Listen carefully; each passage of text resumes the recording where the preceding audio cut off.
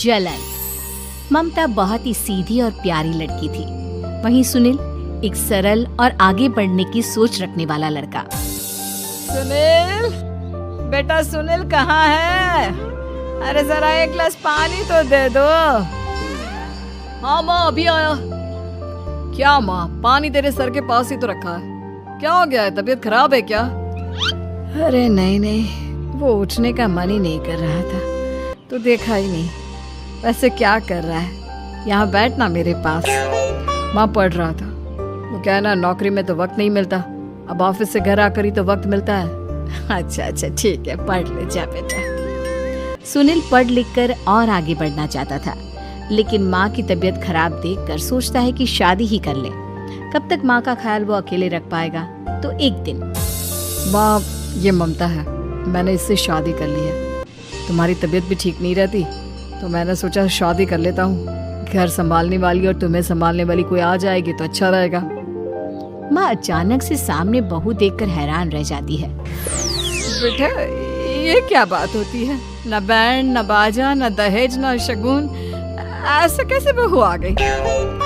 माँ तू तो जानती है मैं नौकरी के साथ पढ़ाई कर रहा हूँ, तो कहाँ से इतना पैसा बचा पाता कि धूमधाम से शादी करता। वैसे भी माँ, लोग तो आकर खाकर निकल जाएंगे, इसलिए बस वैसे ही। माँ जी, मैं आपका ख्याल रखूंगी।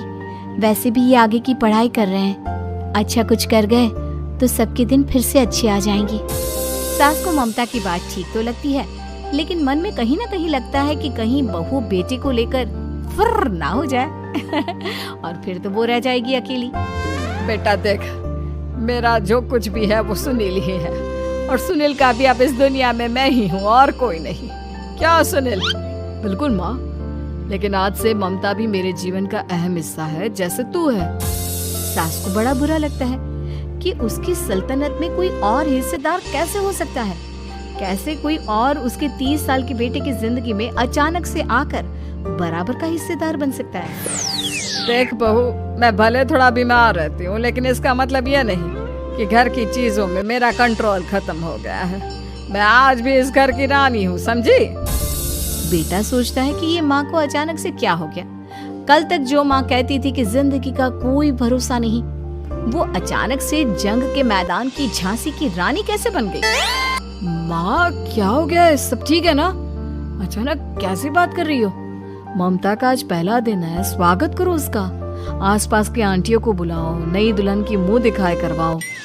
खैर, सास होने का फर्ज निभाती है और बाद में एक सहेली के साथ बाहर निकल जाती है। क्यों री बताया नहीं कि बेटे का ब्याह कर रही हो? वैसे तो सारा दिन हम ही में घुसी रहती हो। अरे मुझे भी तो अभी पता चला। क्यों अचानक सर पर लेकर आ गया? कहता है बहू है माँ तुम्हारी, अब इसको भी इतना ही मैं प्यार करता हूँ जितना तुझे करता हूँ। लो जी, ये क्या बात होगी? क्यों इतना प्यार करता है? अरे माँ का प्यार तो ज्यादा होता है। अब उसको तो कोई दूसरा पति मिल सकता है, लेकिन तुम ही बताओ, क्या माँ की ममता किसी और की हो सकती है? ना जी ना, बेटे को समझाओ ये बात। अरे क्या समझाऊं, मुझे तो खुद ही समझ में नहीं आ रहा कि क्या हो रहा है। जो बेटा कल तक माँ माँ करता था, अचानक से बीवी बीवी का राग आलाप रहा है। देखा, उसकी बीवी ना सुंदर और जवान है। सुंदरता के आगे तो एक से एक नहीं टिके। तो तेरा बेटा किस खेत की मूली है? सास को भी समझ में आ जाता है कि बहू की सुंदरता के आगे माँ का प्यार किसी काम का नहीं। उधर बीवी, ए जी, अम्मा जी सहेलियों को छोड़ने गई थी, अभी तक आई नहीं, हम देख आए क्या? अरे रहने दो ना, आ जाएंगी। कहाँ जाएगी, उनकी आदत है, एक बार जाती है तो पूरी पंचायत खत्म करके ही आती है। अच्छा ही है, खाना वाना खा कर गई होगी।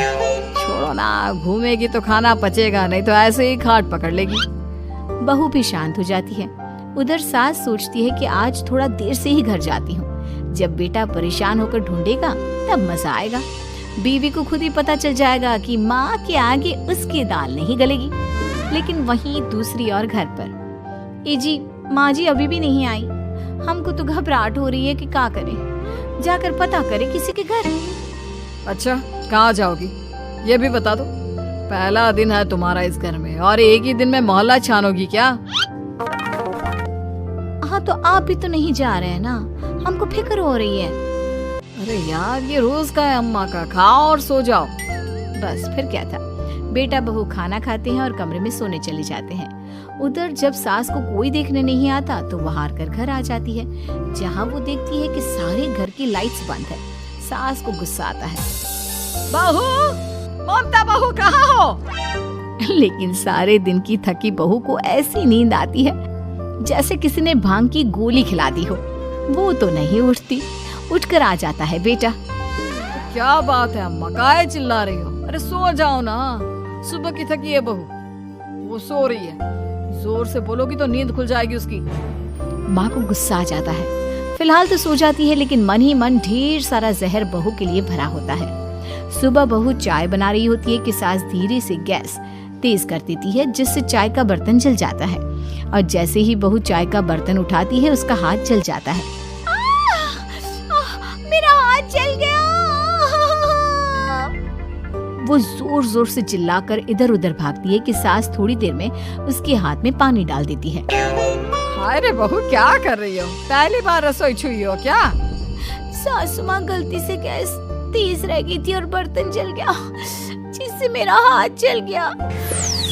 अरे कितना गंदा दाग, छी छी छी छी, मुझे तो उल्टी आ रही है तेरा गला हुआ मांस देखकर। तू ना मुझे अभी साथ से खाना मत लगाना।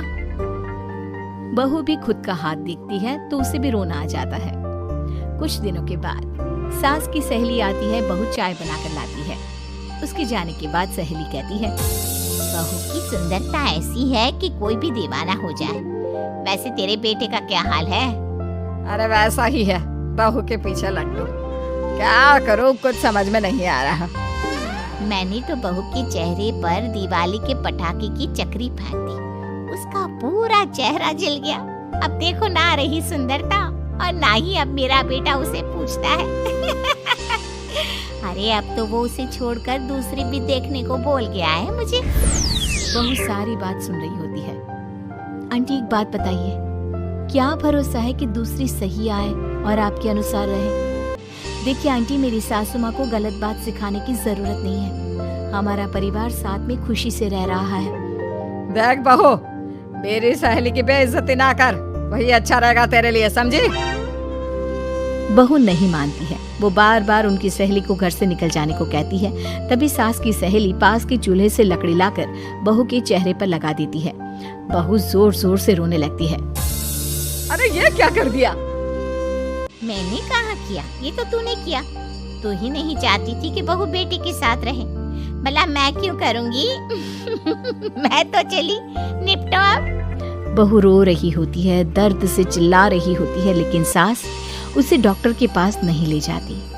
तभी पति आता है। क्या हो गया ममता? ये दाग कैसे लगा? तुम कैसे जली? ममता कुछ नहीं कहती, बस दर्द से करा रही होती है। पति माँ की तरफ देखता है। हो ना हो माँ, ये पक्का आपका काम है। आप ही ममता से जला करती थी ना। देखना माँ, अब पुलिस आएगी, केस बनेगा, लेकिन पहले मैं ममता को अस्पताल लेकर जा रहा हूँ। सभी अस्पताल जाते हैं, जहाँ डॉक्टर ममता की सास से कहते हैं, आपने तो नहीं जलाया ना बहू को? अब ममता की सास के तो पसीने छूट रहे होते हैं। वो घबरा कर कहती है, ना ना डॉक्टर साहब, कैसी बात करते हैं? हम क्या जलाएंगे अपनी बहू को? डॉक्टर ममता के पति से पूछते हैं, देखिए, क्योंकि ये ससुराल में जली है तो मामला पुलिस का बनता है, तो आप पहले पुलिस को बुलाइए, तभी इलाज पूरा होगा। सास डर जाती है कि अब तो बच्ची जिंदगी जेल में ही रहना होगा। रहने दीजिए ना, पुलिस को क्यों बुलाना? सारी हंसी खत्म हो जाएगी जब पुलिस के डंडे पड़ेंगे। बहू को जलाना भले ही बहुत आसान हो, लेकिन उसके बाद सारी जिंदगी जेल की हवा खाना। सास डर जाती है। पुलिस आती है। पास लेटी दर्द से करा रही ममता स्टेटमेंट देती है। तो क्या हुआ था? कैसे जली आप? ममता पास खड़ी सास को देखती है।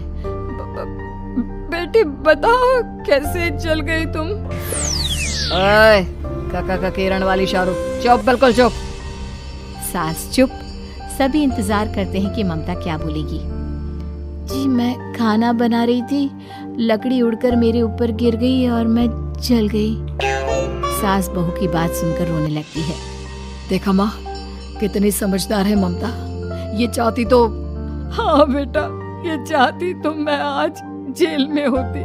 मुझे माफ कर दे, मैं आगे से अभी कभी ऐसा नहीं करूंगी।